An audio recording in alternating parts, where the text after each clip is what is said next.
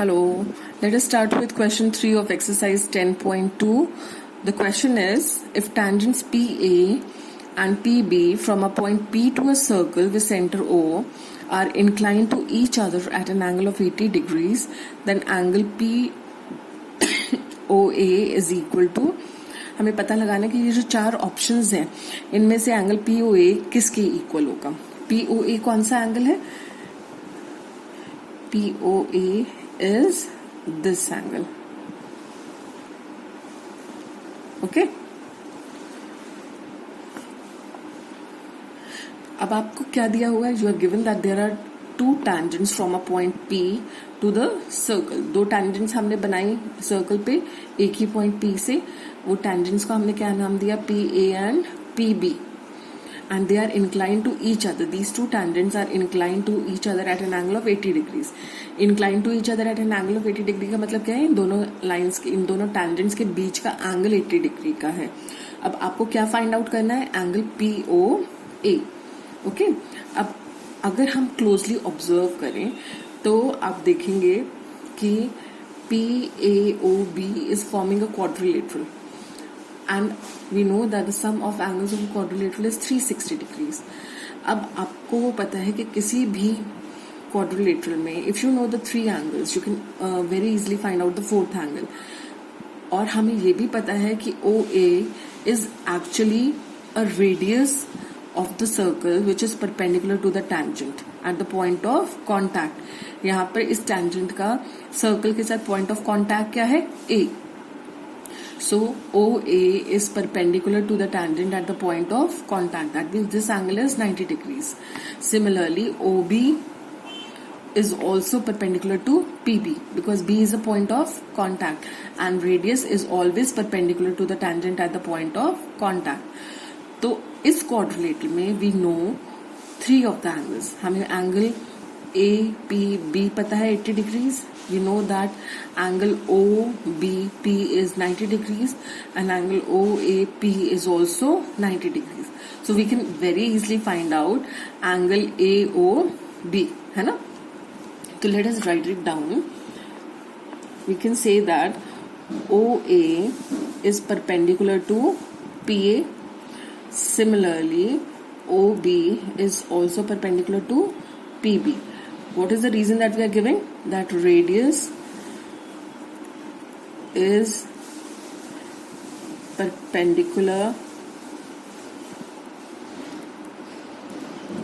to the tangent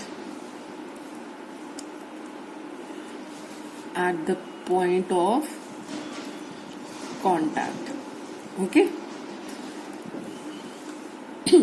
So this implies that angle OAP is 90 degrees and angle OBP is also 90 degrees. So now in quadrilateral PAOB we can say that angle APB plus angle OAP plus angle OBP plus angle AOB should be equal to 360 degrees. Okay, so angle APB is 80 degrees, angle OAP is 90, angle OBP is also 90. So that means angle AOB will be equal to 360 degrees. अब इन तीनों angles का सम कितना है? 260, है ना? 90 plus 90 180, 180 plus 80 is 260. तो एक तरह से हमारे पास 260 plus angle AOB is equal to 360 है. तो एंगल AOB हो जाएगा 360 degrees minus 260 degrees. So angle AOB is equal to 100 degrees. लेकिन हमें तो एंगल POA फाइंड आउट करना है. We have to find out this angle. हमें एंगल AOB नहीं चाहिए, हमें एंगल PAO चाहिए, है ना? अब आप देख रहे हैं ये जो लाइन PO है, this is dividing this quadrilateral PAOB in two triangles. अब ये जो दो triangles बन रहे हैं, we'll prove that these two triangles are congruent. Okay? कैसे prove करेंगे? आप देखेंगे in triangle PAO and triangle PBO, You see that OA is equal to OB because they are the radii of the same circle. Okay, और क्या हमें पता है, OP is equal to PO, common OP PO के common है, दोनों triangles में आ रही है ना. एंड और क्या हमें पता है, angle OAP is equal to angle OBP which is equal to 90 degrees. Therefore, triangle PAO is congruent to triangle PBO by RHS. एक राइट एंगल है हमारे पास, है ना, एक राइट एंगल है, एक हाइपोटेन्यूज है और एक साइड है ना.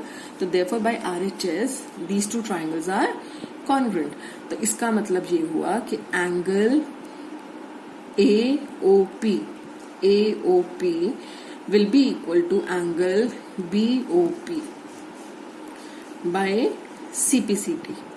CPCT मतलब congruent part of congruent triangles.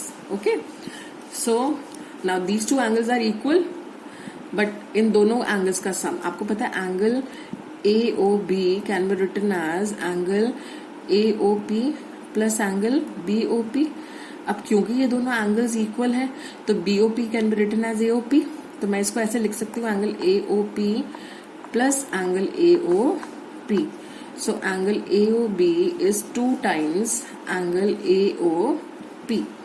That means 100 degrees is equal to 2 times angle AOP, or you can say that angle AOP is equal to 100 degrees by 2. That means 50 degrees. तो आपका angle AOP और POA, AOP and POA are the same thing, है ना. तो ये आपका कितना आ रहा है, 50 डिग्रीज. तो आपका जो फर्स्ट ऑप्शन है, option A, that is the correct option. Okay, now moving on to the fourth question. Prove that the tangents drawn at the end points of a diameter of a circle are parallel. आपको ये prove करना है कि अगर हम circle का कोई भी एक डायमीटर कंसिडर करते हैं तो उस डायमीटर के जो एंड पॉइंट्स हैं उनसे अगर हम टैंजेंट्स ड्रॉ करते हैं then these two tangents will be parallel to each other. तो हमने एक सर्कल लिया with centre O and let us take AB as one of its diameter. अब क्योंकि ये डायमीटर है so it is passing through the centre of the circle. ठीक है, तो AOB is a straight line. Let L be a tangent passing through the point A. That means A is the point of contact. Similarly, हमने एक और tangent Lee M, which is passing through B. That means B is the point of contact. Okay. अब क्योंकि A is the point of contact, that means OA, which is acting as a radius, will be perpendicular to L. होगा कि नहीं होगा, है ना. आपको पता है OA is perpendicular to L. Similarly, OB is also perpendicular to L. That means, what is the reason that we are giving here? We are giving the reason that radius is perpendicular to the tangent at the point of contact.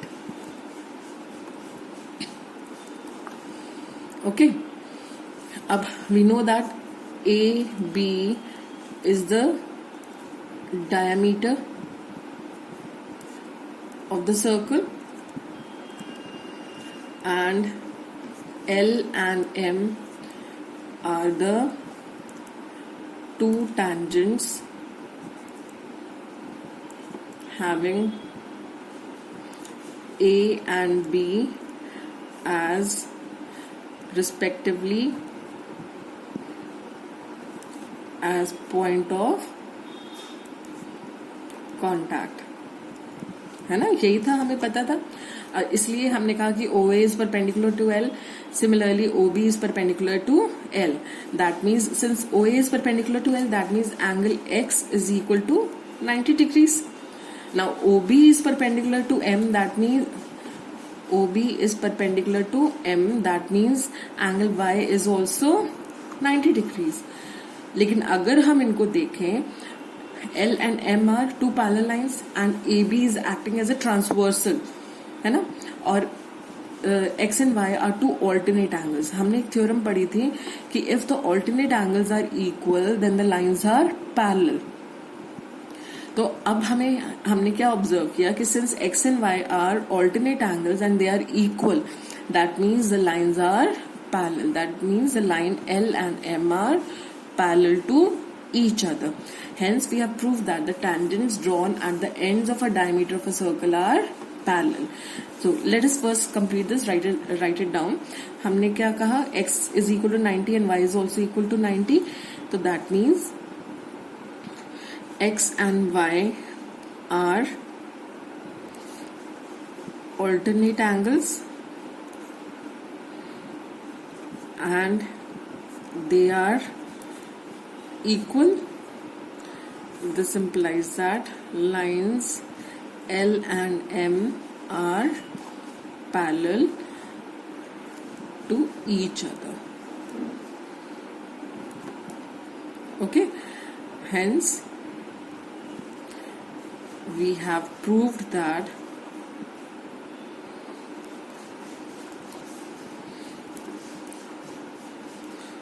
tangents drawn at the ends of a diameter